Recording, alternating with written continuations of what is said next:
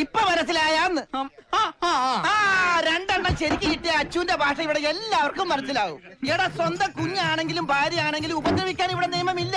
കൊഞ്ചിക്കാനും ലാളിക്കാനേ നിയമമുള്ളൂ. എങ്ങോട്ടാ? ഇവിടെ എടാ കൊച്ചിനെ കൊഞ്ചിച്ച് കരച്ചില് മാറ്റാൻ.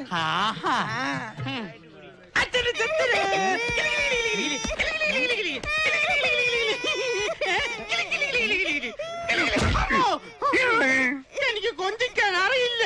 അവന് വഞ്ചിക്കാനേ അറിയുള്ളൂ.